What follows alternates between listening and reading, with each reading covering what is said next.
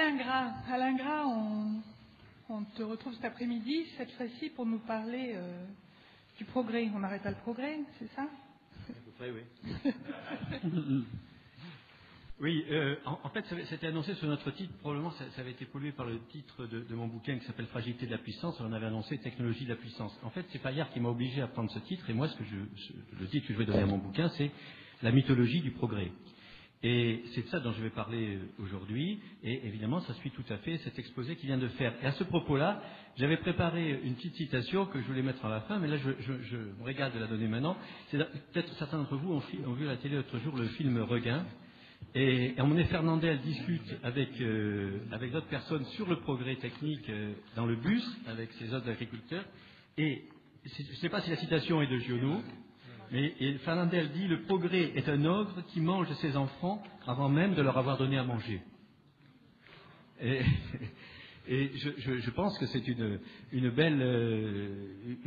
bel aphorisme qui correspond exactement à ce qui a été dit sur les caractéristiques de la publicité aujourd'hui, qui correspond exactement à cette manière de présenter le progrès, hein, toujours courir après quelque chose avant même qu'on en ait eu besoin, ou qu'on en ait eu le désir surtout. Donc c'est ça le manger, probablement, que voulait dire Giono. Et donc, moi, je vais essayer, en quelques mots, de déboulonner cette mythologie du progrès, de donner quelques arguments, si possible, évidemment, de type conceptuel, donc ce sera peut-être un peu théorique, un peu lourd, pour essayer de revenir en arrière, pour casser le mythe qui nous a été forgé par l'école, par les historiens des techniques, par l'idéologie dans laquelle nous sommes impliqués, au fond, depuis notre plus jeune âge, et essayer donc de voir avec la distance, avec du recul, la société dans laquelle nous sommes, et qui passe donc par tout ce qui vient d'être dit. Alors, une des premières choses, c'est que vous avez dans l'histoire des techniques, quelques historiens connus qui tous nous racontent que le progrès est linéaire, etc., etc. Bon, j'en parle pas de cela, mais il y a un historien, par exemple, qui s'appelle Bertrand Gilles, qui est un des plus intelligents des historiens des techniques, et qui dans son gros livre paru La Pléiade, s'interroge sur la technique en Égypte, sur la technique en Chine, et puis dit, mais c'est quand même curieux, ces gens-là n'ont pas su progresser, ils n'ont pas su développer le progrès technique, ils n'ont pas su continuer. Puis après il dit, mais la Grèce aussi ça a été pareil. Et puis ensuite il dit, mais il ajoute, donc la Grèce, l'Égypte, le monde gréco-romain et la Chine, et puis il ajoute, et que penser de certaines populations dites primitives qui sont restées au stade de la pierre? C'est-à-dire que la quasi-totalité du monde non moderne, non occidental, le seul monde qui connaisse ce que c'est que le progrès, c'est le monde occidental. Comment alors ne pas se poser la question de l'invention par le monde occidental d'un concept qui lui est parfaitement adapté pour exclure les autres, d'une part, et d'autre part, toute une théorie du progrès qui fait de la fatalité technique une naturalité, quelque chose qui est inscrit dans l'évolution humaine. Et c'est comme ça que peu à peu s'est forgée à travers l'histoire des techniques une fatalité technologique de laquelle on a beaucoup de mal à sortir. Je vais vous donner un exemple ici, très célèbre chez les anthropologues.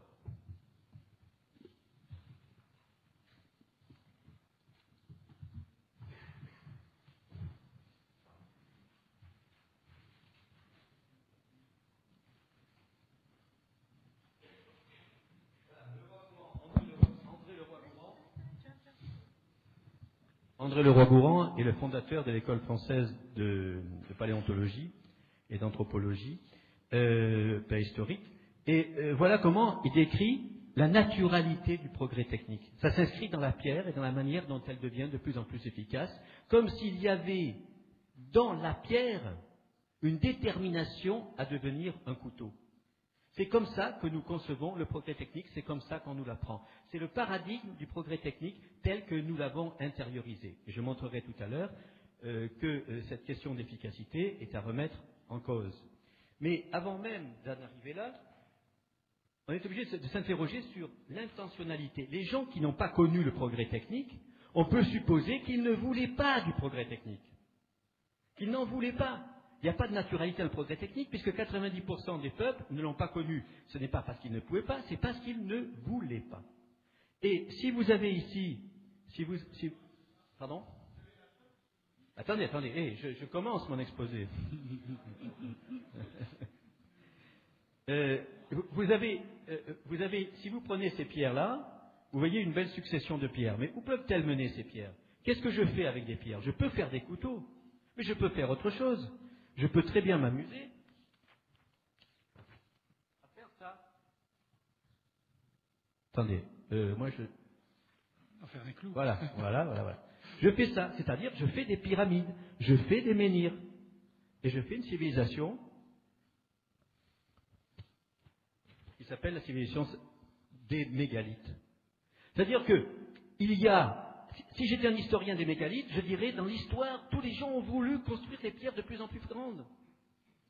Et je referai toute l'histoire du monde comme des gens obsédés par la taille des pierres et par les pyramides. Voilà ce qu'ont fait nos historiens modernes. Ils ont fait de nous, ou de moins, de nos ancêtres, des gens qui étaient obsédés par l'efficacité technique. Et nous en sommes les héritiers idéologiques aujourd'hui. Un exemple, puisque vous me donnez un exemple, je vous en donne un.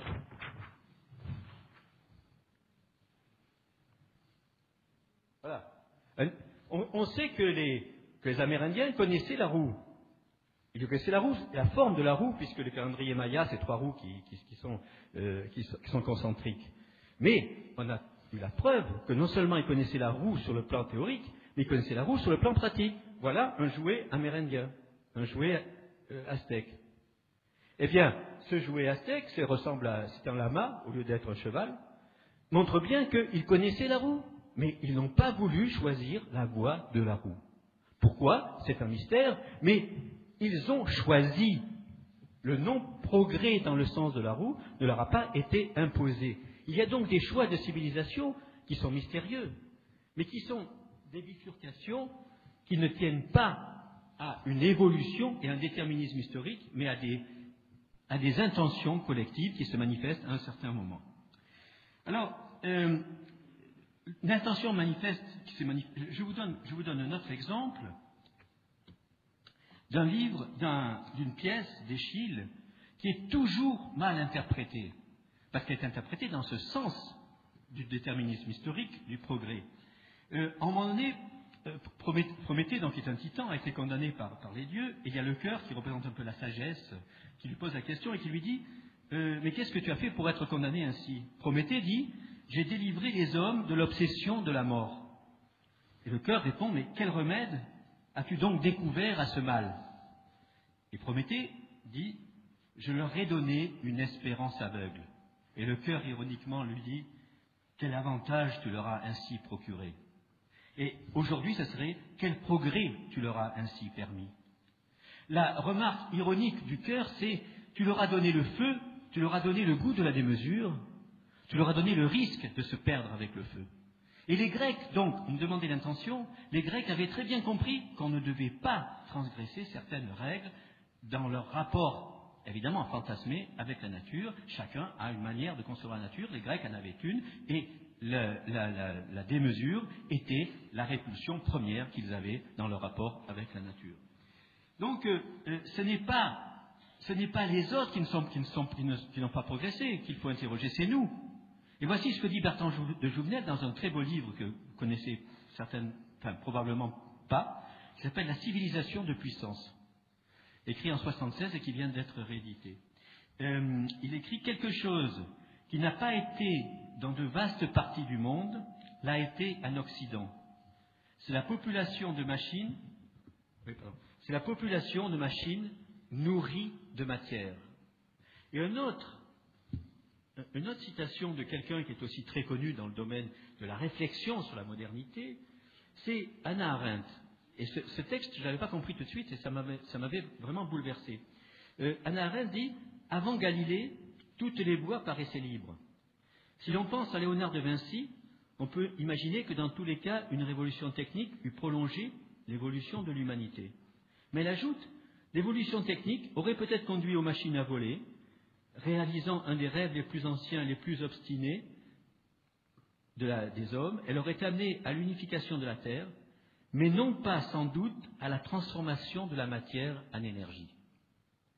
Donc voilà, Hannah Arendt, Eschyle, De Jouvenel, tout cela pose notre société comme une exception. Ce n'est pas les autres l'exception, c'est nous l'exception. Et ce n'est pas eux, ce n'est pas nous la longue durée, c'est nous le provisoire. Voilà déjà peut-être une réflexion qu'on peut avoir en regardant la généalogie de notre société. Je ne fais pas une histoire de notre société, au sens des historiens avec une causalité, mais une généalogie au sens de Nietzsche ou au sens de Foucault. Essayons de comprendre pourquoi nous sommes là.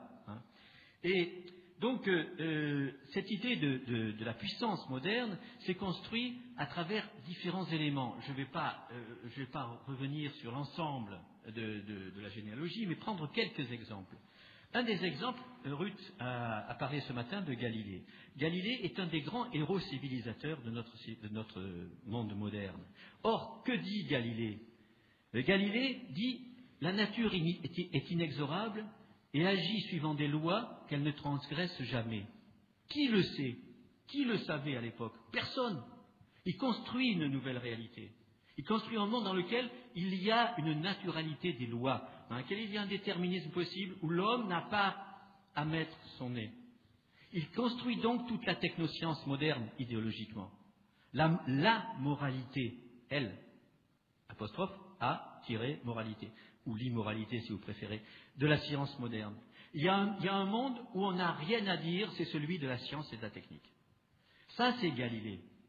Et ensuite, vous avez toute une civilisation qui, évidemment, repose sur des postulats de puissance, mais qui aurait pu ne jamais exister. Il y a Descartes, un maître et possesseur de la nature, il y a Bacon, la nature servante, etc.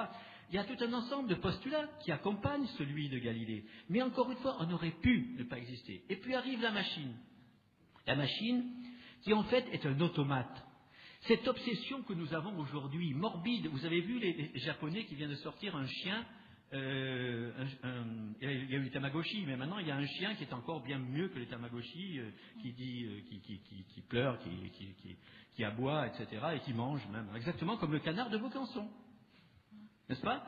C'est-à-dire il y a quelque chose de morbide qui se met en place, à l'époque même des Lumières dont on a parlé, qui est le remplacement de l'homme dans son activité la plus essentielle, celle du travail. Pas du travail conçu comme une punition, mais du travail conçu comme un acte positif dans son rapport avec la nature. On va remplacer l'homme par la machine. Et cette idée de l'automate qui se développe d'abord dans un rapport ludique avec la nature, puis ensuite dans un rapport beaucoup plus, austère. Je veux montrer que je peux faire des choses dans l'imitation du monde, donc me mettre à la place de Dieu. C'est ce que j'ai dit ce matin. The new and only even, the true and only even. La machine donne, au fond, la possibilité pour l'homme de construire un vrai paradis, celui mécanique. Et à ce moment-là, la machine va servir à la première révolution industrielle, mais là encore, rien n'était déterminé. Ce que je voudrais dire aussi aujourd'hui, c'est que je fais l'idéologie ou la généalogie du mythe du progrès, mais aussi la généalogie de la liberté. Parce que ces bifurcations ne sont pas des bifurcations obligatoires. Lorsque la première révolution se met en place, avec autour de l'eau des moulins à eau, eh bien, il y a le capitalisme. Le capitalisme, il a besoin de main-d'œuvre, il a besoin d'opprimer la main-d'œuvre pour faire des bénéfices. Il aurait pu ne pas passer à la machine à vapeur. En 1816, une grande encyclopédie anglaise ne parle pas de la machine à vapeur de Watt. L'encyclopédie française, vous le savez, ne parle pas de la machine à vapeur. Donc en fait, c'est un élément marginal, la machine à vapeur. Mais le capitalisme était un petit peu empêtré avec la nécessité de localité du moulin. Le moulin, c'était une main-d'œuvre qui était recrutée sur place, donc des traditions, donc des cultures, donc des freins, donc des difficultés à vraiment maintenir la domination du capital sur le travail. On peut penser que la machine à vapeur a été un moyen pour le capital d'asseoir sa domination et d'inscrire la fluidité des échanges dans la réalité. Je ne rentre pas dans les détails, je pourrais vous donner des graphiques qui le montrent, mais en tout cas c'est une nouvelle représentation du monde qui se met en place au XIXe siècle avec la première vraie machine à vapeur qui est la locomotive. La locomotive, elle nous inscrit vraiment dans le champ de la modernité. C'est elle qui produit les flux. qui produit un espace artificiel qui est celui des rails. Bel exemple, quel premier exemple de l'artificialité du monde que nous crée cette modernité. Et la machine locomotive, ça va être la représentation, la mise en scène de la puissance de la machine à vapeur. Je vous donne un exemple ici. L'illustration, le 4 avril 1846, inauguration de la ligne Paris-Tours, 240 km. À 5 heures, les deux convois repartirent. À 11h15, nous arrivions à Paris après avoir fait 120 lieues en moins de 2 heures, si nous ne comprenons pas les temps d'arrêt. Grand et étonnant résultat sans doute. Mais puissent les chemins de fer ne jamais sacrifier à un gain de temps des populations entières que les progrès de la civilisation obligent à se confier à ces machines et à ces employés. Où courons-nous si vite? Pourquoi cet empressement d'arriver? Ne serait-il pas temps de nous arrêter un peu sur cette pente rapide où nous glissons? Ne tombons-nous pas dans un abîme? Le XIXe siècle, si fécond en grandes et utiles découvertes, a inventé bien des idées, des sentiments et des habitudes qui doivent effrayer les moralistes et les penseurs. En 1846. Donc là encore, il y a une claire conscience. Il n'y a pas un progrès qui s'impose de lui-même. C'était un jeu de débat, contrairement à ce que nous racontent les livres d'histoire. Et je prends une autre citation. Excusez-moi, j'aime bien parfois les citations pour nous replacer dans le temps. En 1944, Bernanos, juste avant, lorsqu'il est au Brésil, avant de revenir en France, où il a publié La France contre les robots, qui a été réédité il y a 2 ans, je crois. Depuis 2 siècles, l'homme a découvert le temps, mais il est aussi vrai qu'il le fuit, précipitant ainsi son cours. Nous sommes tournés vers le passé ou l'avenir, mais du coup le présent nous échappe. 30, 60, 100 millions de morts ne vous détourneront pas de votre idée fixe. Allez plus vite, par n'importe quel moyen. Allez vite, mais où? Comme cela vous importe peu, imbécile. Dans le moment même où vous lisiez ces 2 mots, allez vite, j'ai beau vous traiter d'imbécile, vous ne me suivez plus. Hélas, la liberté n'est pourtant qu'en vous, imbécile. Voilà. Donc, cette idéologie de la puissance à travers la rapidité, à travers oui, je récupère mon... Ça va, je pense celui-là. À travers la fluidité, on peut la représenter ici, dans ce modèle-là. Vous voyez? C'est une nouvelle vision du monde qui se met en place, qui est extraire la puissance, qui est en fait la substance fossile, la garder, la transférer. Le train, la locomotive est paradigmatique de cela. Mais on peut faire la même réflexion sur l'ensemble des multinationales. Moi j'appelle ça des macrosystèmes techniques, je ne veux pas rentrer là-dedans, ou la touche appelle ça des méga-machines. Ce sont les systèmes techniques dans lesquels nous vivons sont tous fondés sur ce type de rapport au monde. Et nous sommes complètement dépendants de ces systèmes techniques. Nous sommes totalement insérés dans cet univers technique dont nous ne voyons pas du tout les tenants et les aboutissants. Nous sommes à l'émergence d'une pieuvre. Ici, nous sommes branchés sur la centrale nucléaire qui ne doit pas être bien loin. Hein. Nous sommes constamment les produits d'un système technique, ou en tout cas dépendants d'un système technique que nous ne maîtrisons pas, dont nous ne voyons pas les flux, dont nous ne voyons pas le centre, dont nous ne voyons pas la réalité organisationnelle et gestionnaire.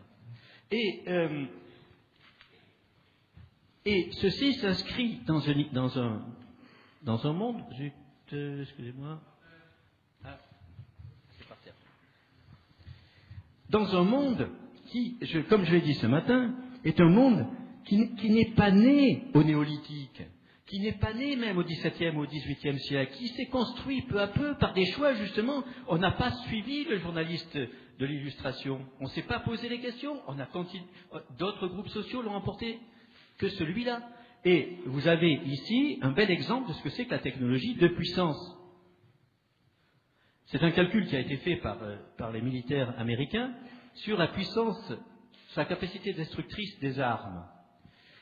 Vous voyez que jusqu'au fusil à pierre du XVIIIe siècle et même le fusil à petite balle au milieu du XIXe siècle, on est encore, excusez-moi de prendre cet exemple-là, peu morbide, mais nous sommes dans un rapport humain avec la destruction.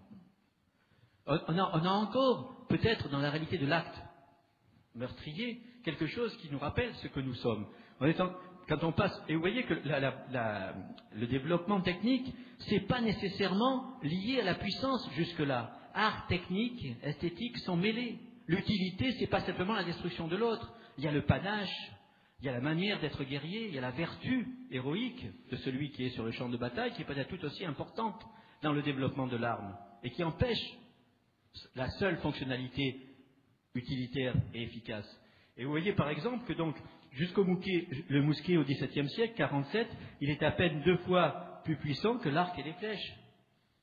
Ce n'est que à partir de la Première Guerre mondiale, où vous avez là des armes qui sont d'une puissance incommensurable avec les autres. Donc ici, vous avez vraiment une technologie de puissance et aussi la démonstration que cette volonté de puissance est une acquisition récente de notre monde. La technique, à ce moment-là, devient autonome, et c'est tout le sens de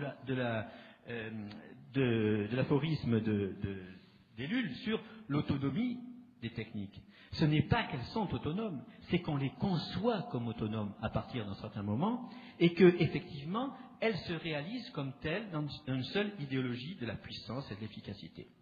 Alors, je ne sais pas combien de temps j'ai encore. Oui. Alors, je voudrais, pour revenir là-dessus, revenir sur la notion d'efficacité.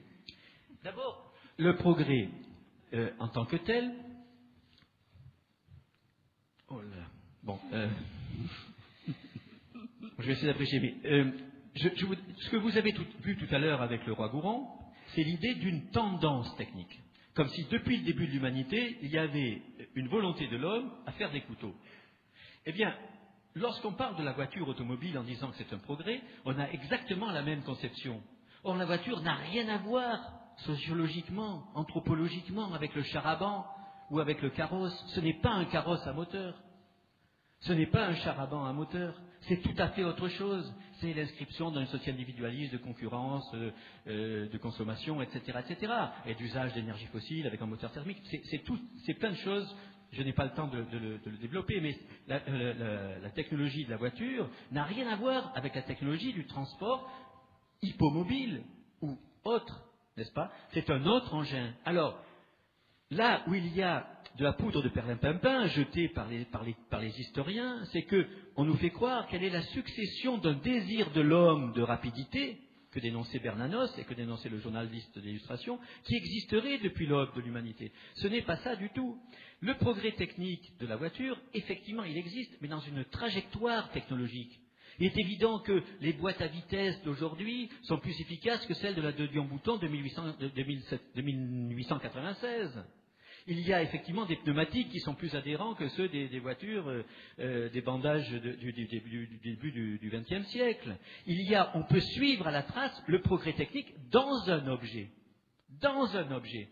Mais le progrès technique en tant que tel n'existe pas.